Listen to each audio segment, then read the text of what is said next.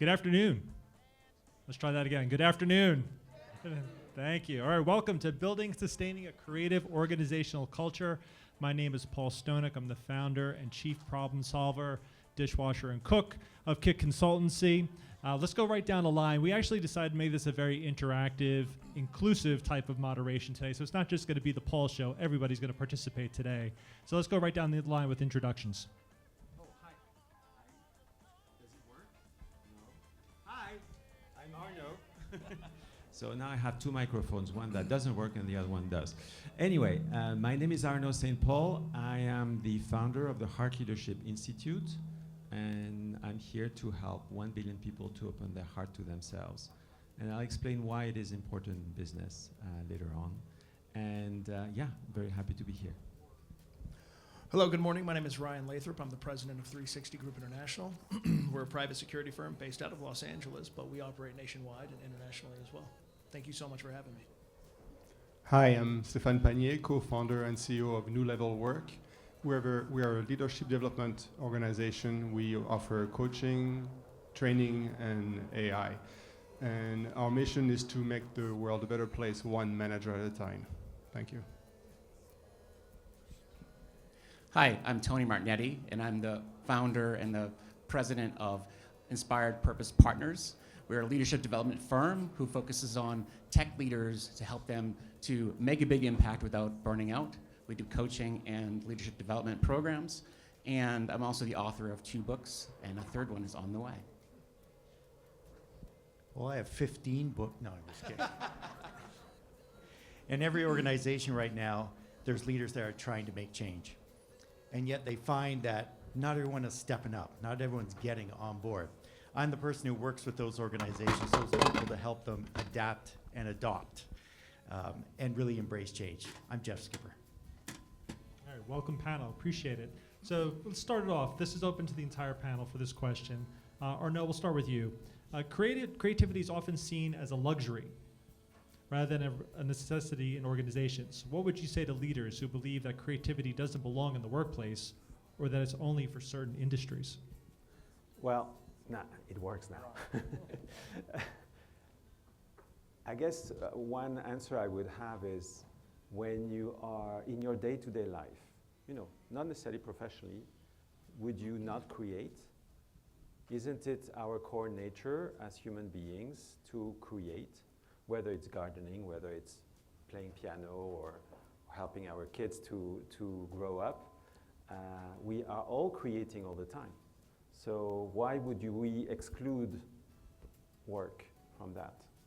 So no, I think it's our nature, so let's be coherent with it and go for it. Anybody else from the panel? Stéphane? Go ahead. Thank you. Creativity is the mindset that leads to innovation. Innovation is what powers the economy. That's why the stock market keeps going up. The economy gets bigger and we get wealthier overall as a civilization.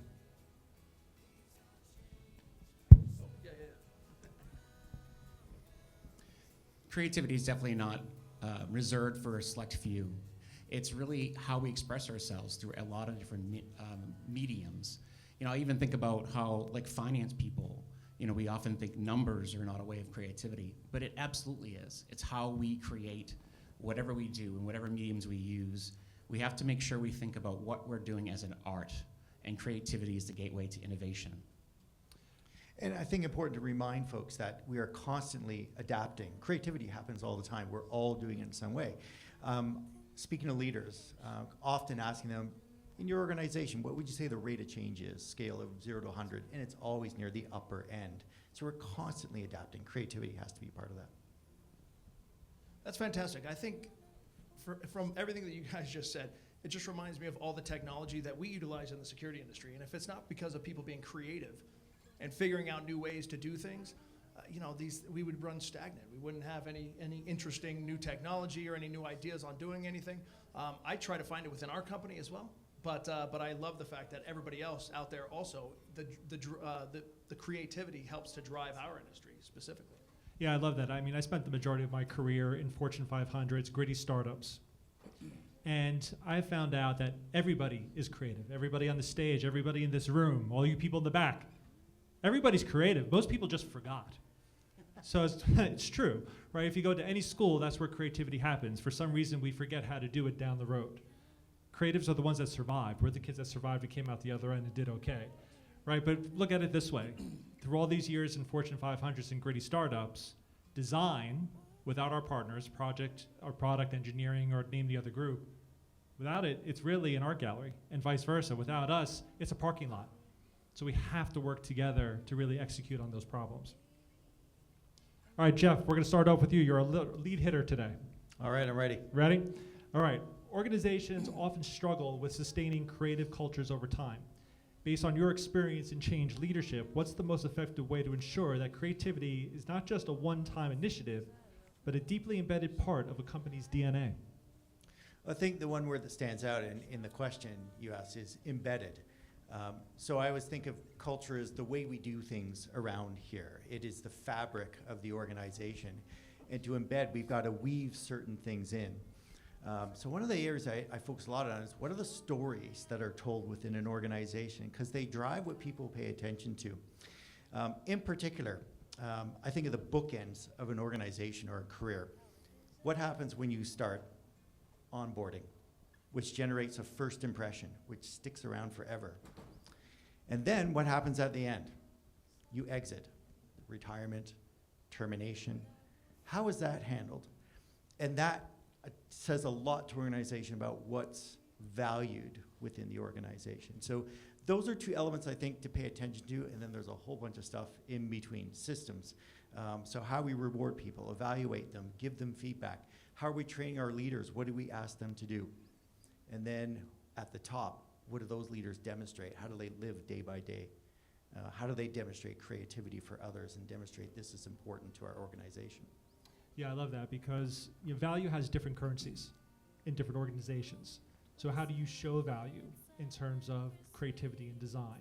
And to your point, it has to be embedded in the organization, but it has to also be from top down in terms of you have to be able to speak the language of business. Right.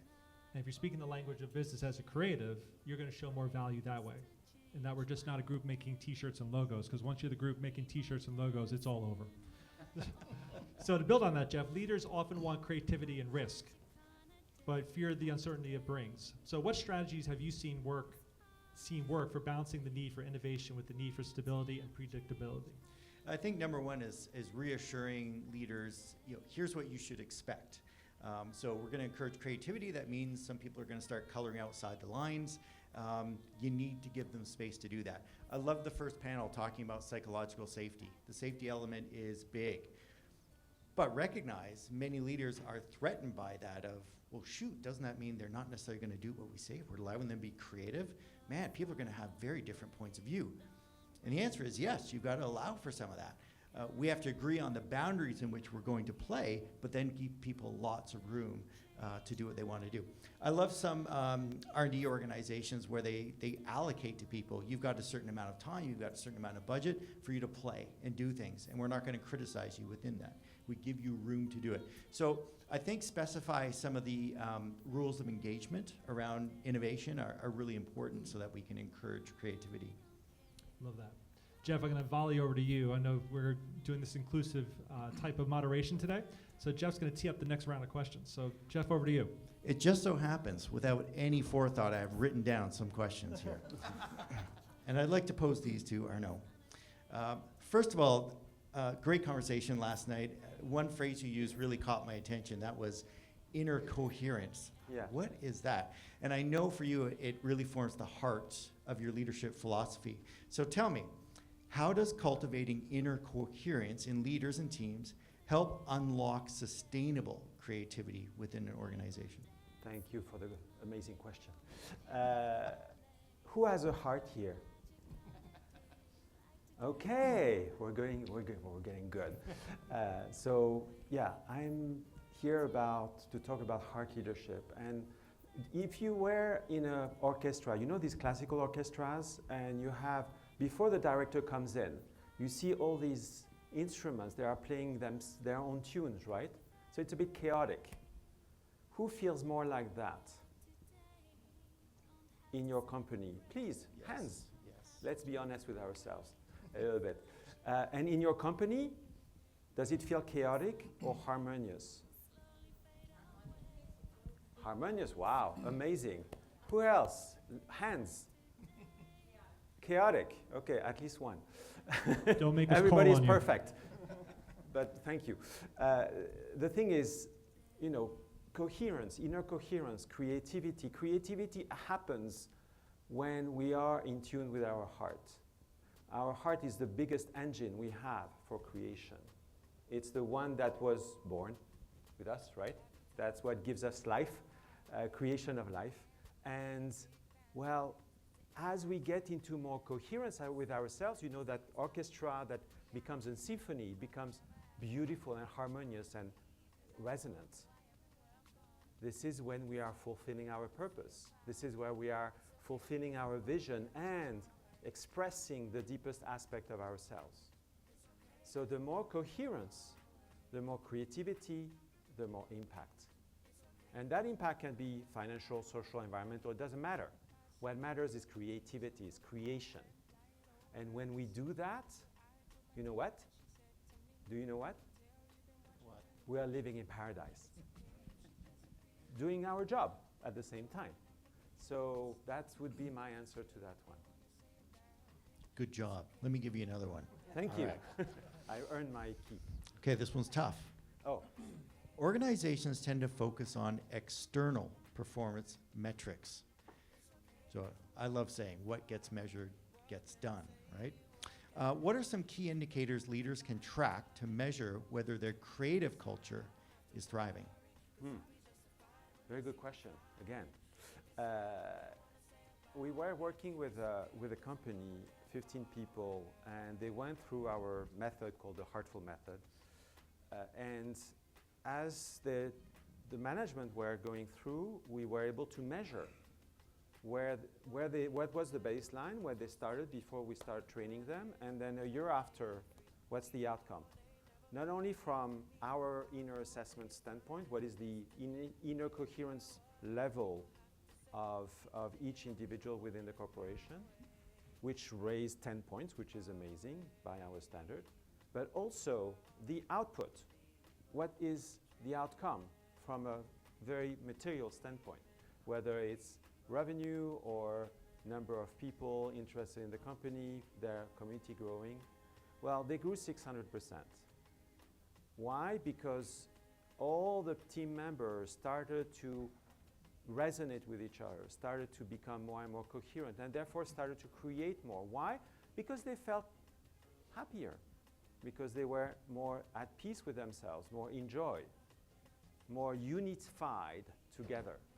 And these are pillars of heart leadership, which when we start living them, experiencing them in our team, in our corporation, then obviously it's common sense. Then the company grows, blossoms. Why? Because we are expressing our core creativity. And so that's what we are here to offer to the world. And I have 1 billion people to go, so please come in. All right. Thank you, Jeff. Thank you, Arnaud. Arnaud, So your actually, turn. it's my turn. So, Tony, are you ready for that one? I'm ready. Okay, I apologize in advance. Inspiration is a key driver of creativity, but it can be difficult to sustain. What are the most practical ways leaders can create a workplace environment that keeps teams consistently inspired and engaged? Yeah. You have 2 minutes. No, I'm teasing. Well, for starters, inspiration is not just a one-time event. It's like, oh, we're inspired, it's done. It's a practice, and you have to get into practice. And when you start with inspiration, it's what leads us to be more creative in the workplace. And we have to be disciplined about that, which I know seems very odd for us to say disciplined about creativity. But if you don't get into the practice of seeing creativity as a muscle that we build, a part that we start to build over time, then what happens is it does atrophy. It doesn't stay as part of your practice. And so there are a few things you can do. Number one, you want to start to, as my friend here, Paul, not Paul, sorry, Jeff, we're getting to know each other these days. Jeff said earlier, psychological safety is an important part. You have to make sure that people know that it's safe to fail, that it's okay to try things out, to be creative, and it might not always work, and that's okay. And so psychological safety is an important starting point for getting a practice of creativity going in your culture. The second part is diverse thoughts. You want to make sure that there's not just one type of person in the room who's being creative. You want to make sure you have a lot of different people sharing ideas, and you're keeping an open mind around the room. So that's important. Because innovation and creativity in general, it happens at the intersection of different thinking. So it's important to think about that. And then the third thing is to embrace this idea of an intentional pause. Intentional pauses are a space for play. I know you're thinking to yourself like, we don't play at work. Well, you probably should. Find ways to just lean into a space of, what if we just kind of played around with this idea and not like stress about whether or not it works? Because it's a different mindset, it's a different muscle that we're working with. So creating space for intentionally playing around with an idea is better than forcing an outcome. So yeah. Thank you very much. And now you're ready for the second one. Sure. So, many companies want to be creative, but they lack a clear purpose to channel that creativity. How can leaders align their creative culture with a strong sense of purpose to ensure that innovation is meaningful and impactful? Demanded. No. No, I think purpose and creativity are like, they go hand in hand. They're nice compartment, I'd say like two edges of the same sword. In the sense that you want to make sure that your purpose is a reminder every day of why are we doing what we do, but also making sure that your creativity that you're harnessing is actually in alignment with that purpose. Now, I just said, oh, let's play, but there's also a sense of purposeful play and creating a place for that to happen.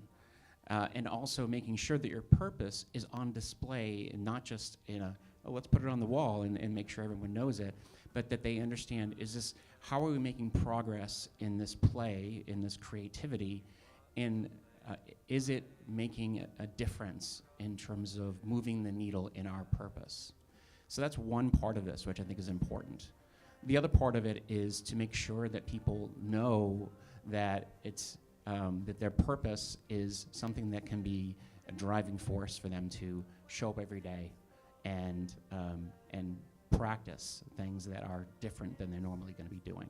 So this idea of just allowing themselves to see their purpose as something that's purposeful, which I know I'm overusing that term, but also something that has like edges to it, so they're allowed to know that, okay, well, this is the main point, but here are ways we can derive a little more of creativity to that edge. Just to build on that, one other thing, sorry. I love what you said early, Tony, about creativity. And design really is the expression of creativity and great thinking and having diverse perspectives. And when I led online user experience at the Home Depot, bringing people into the room together to get diverse perspectives was the best way. So design, product engineering, data science, marketing, even legal was allowed. Any lawyers in the room? You're invited to. So even having legal in the room was okay, right, to bring them in, because once you start getting diverse perspectives, then you really start blowing up the thinking, which is great. So I love what you said there about that. And then secondly, having time to tinker. Not only creatives, but everybody needs time to be bored. And at Home Depot, that's why you have some of the great features. You're welcome. So if you like augmented reality, if you like wayfinding in Home Depot and going straight to the aisle and bay, that's because we tinkered. And we tried things out, and we experimented, and we threw stuff at the wall. You have to be able to experiment and be safe to fail. I'll give it back, I swear. I want to share one other thing that you sparked a thought, and that was, I'm big on storytelling, and it's important to share with people, here's what great creativity looks like. In successful organizations, they also take time to tell stories about failure. And they do that because then folks know it's okay. So if we were having this conversation, I said, you made this attempt, it didn't work out. It's totally okay. We learned something from that. So I need to let others in the organization recognize that not everything is going to be a win. It's okay to get it wrong. We'll still get something out of that. So sharing not only successes but failures, I think is part of this as well. Wonderful. You have questions probably for someone else? I do. My questions are back to Paul.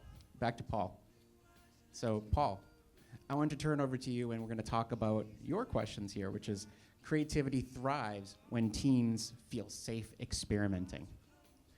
What are some practical ways leaders can create a culture where employees feel comfortable taking creative risks without the fear of failure?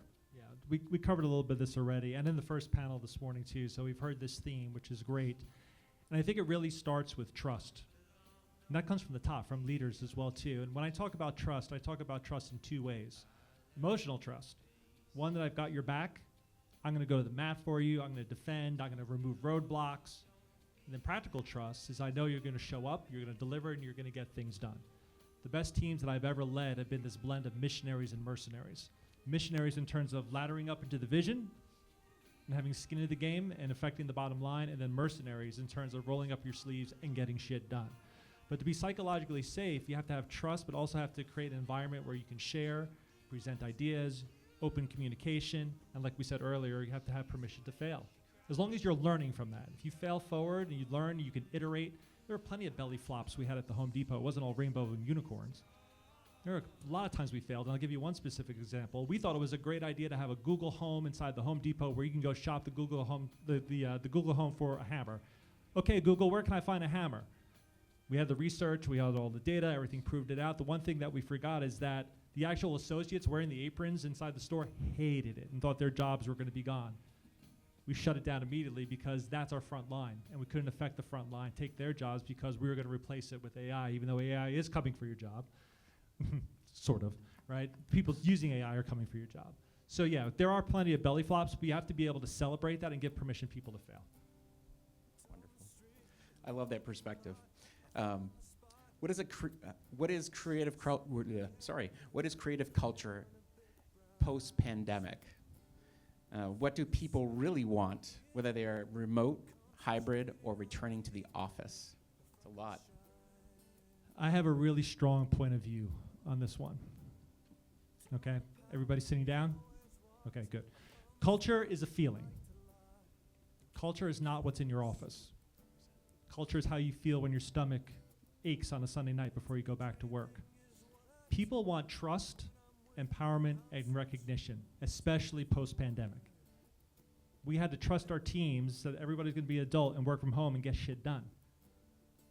People don't care about bagels in the break room, ping pong tables, cool furniture, bullshit energy drinks, and IPAs on tap in your office anymore. People want to know how you make them feel at the end of the day. Like I said, trust, empowerment, recognition are the most important things right now in culture. And if you're not providing that as a leader, if you're not leading with empathy right now, you're probably not leading well at all. So when it comes to culture, think about how your teams feel. They'll know. And I think if there's one silver lining that came out of leading teams remotely, is that I got to know my team in a much different way. People were much more open about what they wanted to share, whether it was their pets or their significant others or something that they were going through or whatever it is. We opened up so much more through the pandemic. And that came back to trust. And I said, guys, if you need to go dark, you need to take care of your kids, you need to take care of yourself, whatever that is, it's okay. The work is never going to end. Just go be with your families and take care of yourselves. I trust you.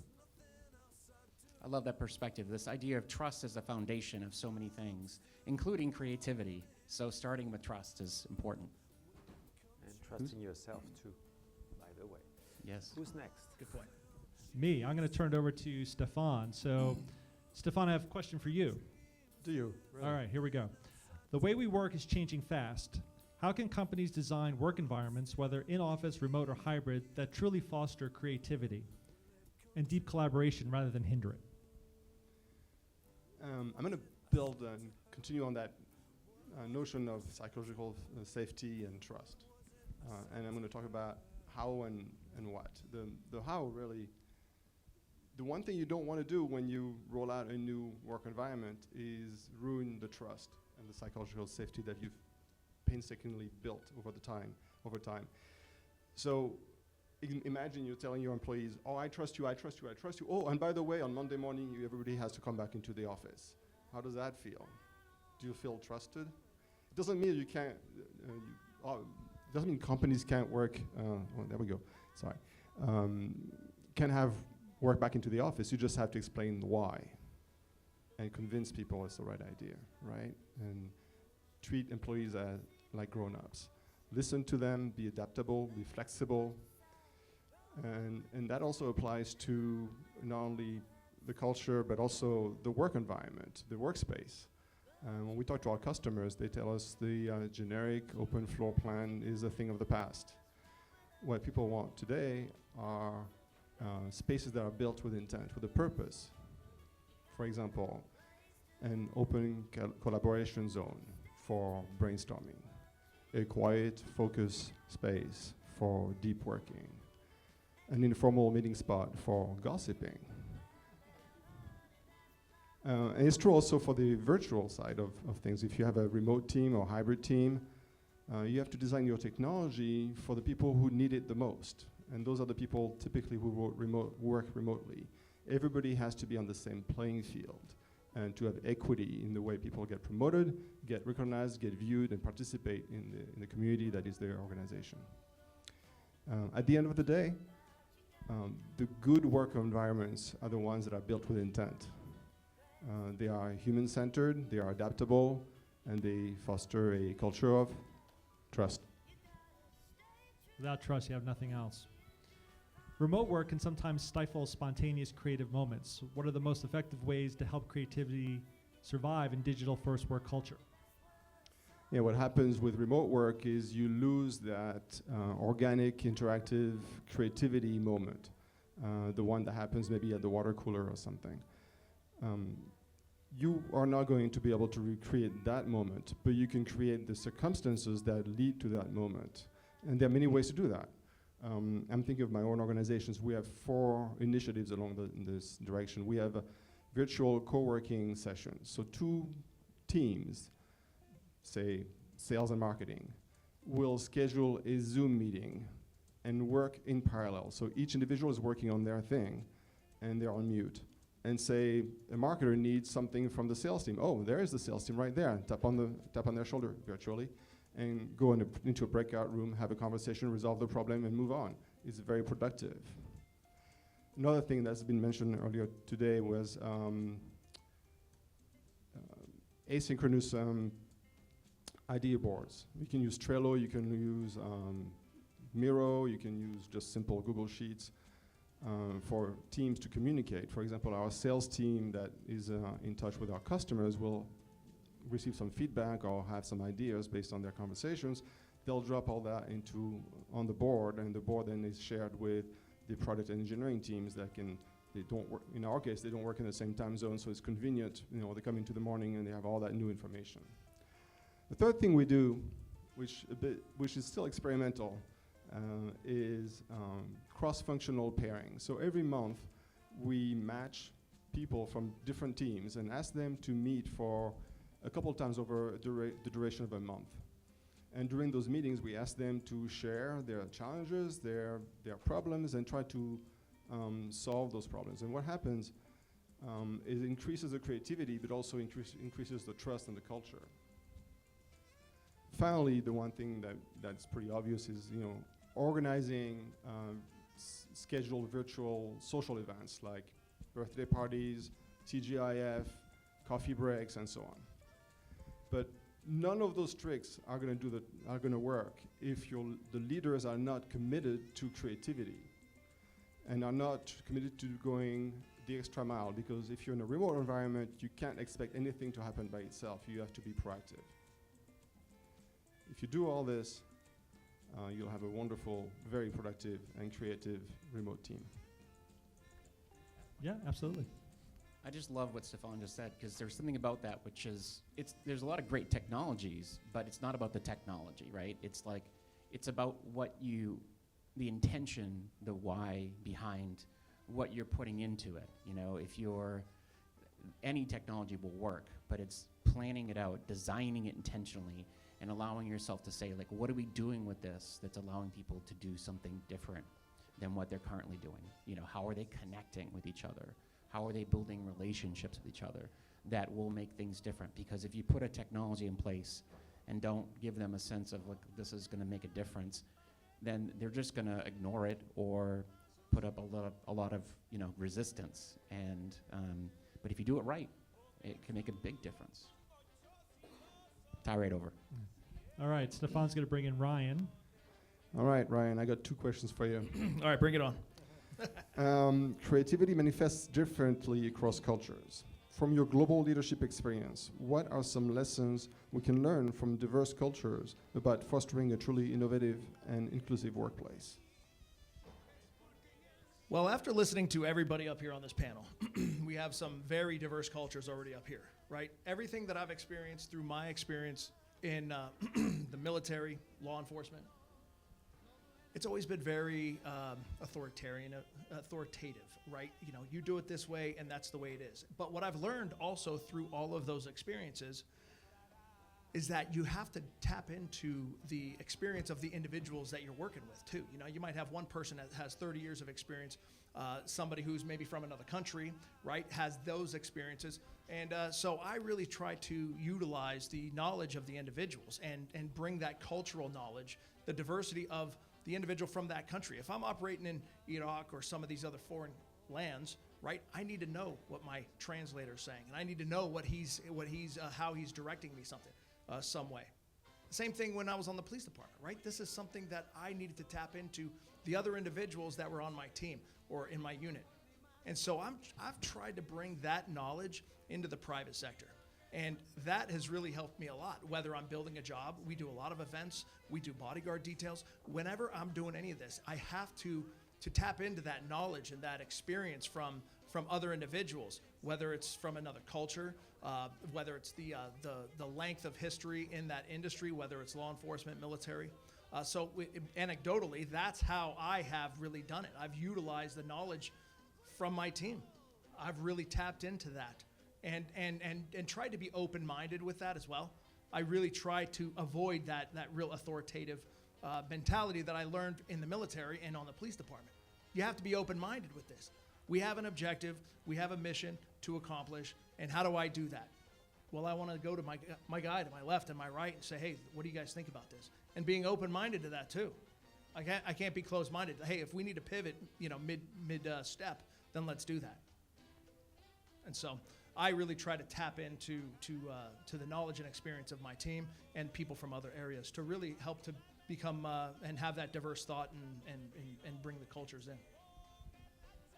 Thank you. Guess what? I have another question. All right.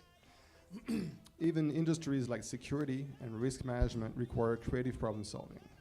What can organizations in traditionally non-creative industries do to encourage adaptability and innovation? Well, I would then challenge somebody to possibly put an outward focus on that. Meaning, like, look at your client, right? We are all talking about the the culture and the creativity from within a team, internally within a company, right? But maybe we need to then put that focus somewhere else. The technology. I know we talk about the technology and how it can't be the only thing, but maybe we put it towards your client. As you're building out something with a client, you're dealing with something, because every client's going to be unique. Every job that you get, depending upon what industry you're in, right? I don't care if you're a lawyer or whatever it may be. In the security industry, every detail is going to be different. There's going to be very similar things, but there's going to be a lot of differences as well. So I would say, yeah, challenge you. Put it out towards your client. Find out what they need, and then utilize that and have that as that differential factor. That thing that's not very creative within every industry, but maybe the creativity comes from you putting it towards them and really trying to dissect what they need in comparison to what everybody else needs. And that hopefully would give somebody some ability to be a little bit more creative in a non-creative industry. Thank you. Love that. Brian, you're going to close us out with the final prompt. Okay, let's see here. What do I have? The final prompt.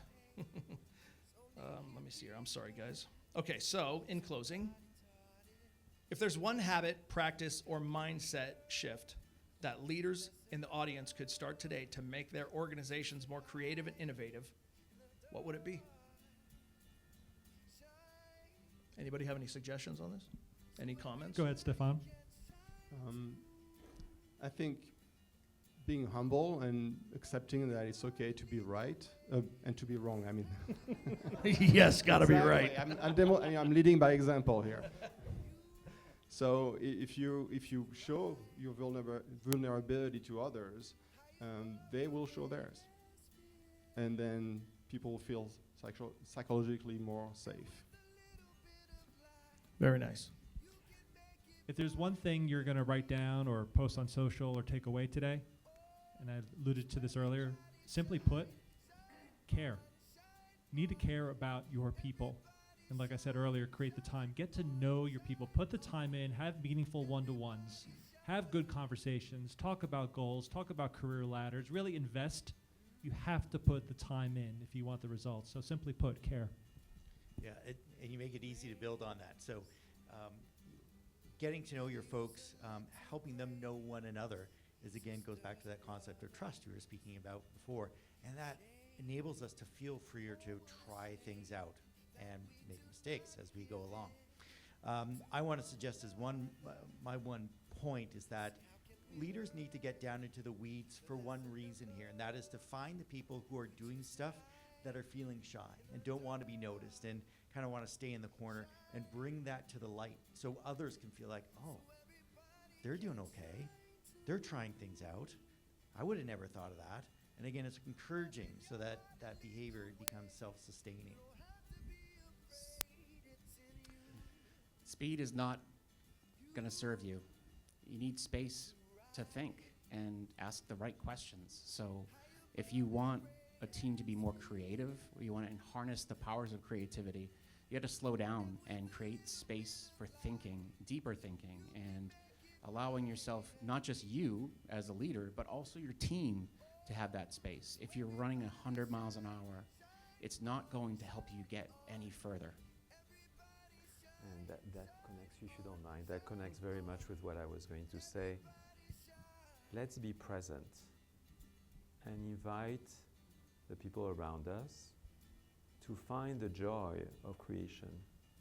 Just, to have fun together, to play, and be there for the experience of creating together. This is what we have all said, I think, here.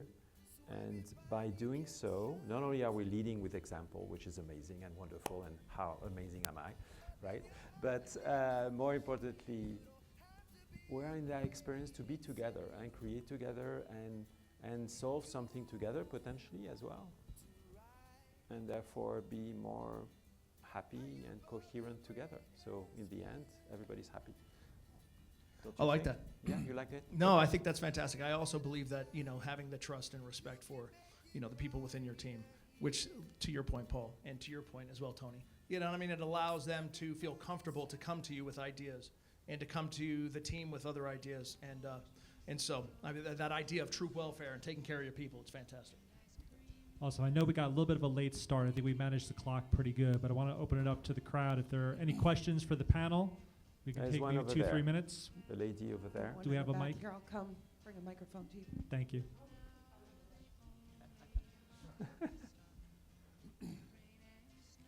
So looking at this from sort of the opposite point of view, right? We want to open it up. We want to have everybody be creative and contribute and so on. What do you do to stay within the boundaries when there's too much of it? Prioritization. If I were to put my product hat on, I would say ruthless prioritize. What's above the line, what's below the line, and what's going to drive value, which we talked about earlier. What's going to drive the most value, whether you're solving a particular problem for a customer or something for the business or whatever it is. you have to put that hat on, just go through whether you're stack ranking or an Eisenhower matrix or whatever the methodology is. You almost need to have almost like a mini Shark Tank, which we used to do at Home Depot, where we'd have product managers come to us and say, I want to build XYZ. And I'm like, well, yeah, show me what the value is, whether it's quantitative or qualitative. If you can defend the value, then you probably should be doing it. If you can't defend it, put it at the bottom of the list. Panel? Actually, sorry, I was going to continue on what Paul was saying. In the end, it's all about grounding. We tend, as humans, to lose ourselves in the concepts and mind stories, let's put it that way. And what we all want is to have an experience of creativity, sure, but then that it leads to something, right? That it transforms and converts into something concrete. So when you have that happening, how can I ground everyone? That's the question. And I have the answer, but that's out of the scope. I'll add one further point on that. So I use this term, structure creates freedom. And if you create structure for when this happens, when to be creative and when to maybe shut off the tap a little bit and make sure people are doing the things that need to get done on a certain timeline. Creating structure allows people to be free within the structure. And so allowing that structure in your organization and to have people set their own ability to create structure in their timelines and in their workday allows for freedom to be operated within those moments. So.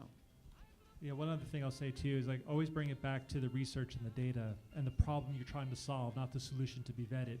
And if you're ever trying to get through some of that red tape, bring the team in and say, let's do a dot vote. Let's do a design thinking exercise. Here are all the things we want to build. There's 50 ideas on the board. Let's dot vote. Everybody gets 3 votes. The heat map will show you where you should go and what you should build, and the data will set you free. Write that down too. I'm going to throw in one more piece because I've seen this go wrong so many times. So you've got folks that are producing great ideas. We do something like a Shark Tank, which I love that idea. But someone feels like a loser. And now you just shot a big gaping hole through your culture. And that's the story that gets remembered. So I think it's good to do these things. You have to prioritize, take the stuff that's going to be effective, but don't let folks feel like, oh, you didn't count. That has to be honored and recognized as well. Great point. Thank you. Oh, we have one more question in the front. I'm coming over to you. Hi, thank you, gentlemen. This was really interesting. Hannah and I are business partners, and we're going to be growing our business this year. We'll be bringing in other people. We're at ground zero. We know each other real well. We do well together. How can we create a culture and foster creativity? What would be a few steps that a couple of do's and a couple of don't do's? Well, I can start off. I mentioned those bookends, so that the onboarding is so critical, and honestly, it comes down to spending time. The more time they spend with the two of you, the more they get to know your values. It will be difficult for you to say, this is what we believe. Everyone's got those statements that go on the wall, but it's when you do things, we actually see what your values are. So spending time is a big part of it. I would give the individual an exercise. Ask them to tell you what values they witness as they're working with you. That would be fascinating as a conversation. I would say in an organization like that where it's small, you can even encourage them to go on a listen and learn tour between the two of you and ask a lot of the questions. What's working well, what's not working well, what would you do different? And let them come back with a State of the Union and saying, here I am, fresh ideas, 30, 60, 90. At 30, I'm listening. At 60, I'm aligning. And 90, I'm executing. But here's my State of the Union and what I recognize, and here's some opportunities. You just have to be open to the feedback and listen and say, oh, you know what? That's actually a good blind spot you identified. I didn't think of that. So I think being open and actively listening will help with that. Then also building that trust we were talking about earlier. Ryan? I would think that you guys have the advantage of being small right now, having that close interaction with any new employee that's coming in, right? To Jeff's point as well, you know what I mean? When you're onboarding that person, or even just working in the office closely with these people, you have that opportunity to work closely with them, build that relationship and that rapport with them. They also get to see you working alongside. You're not just some person in a. We're remote. I'm from Salt Lake City. He's in LA. Oh, well, you know, okay.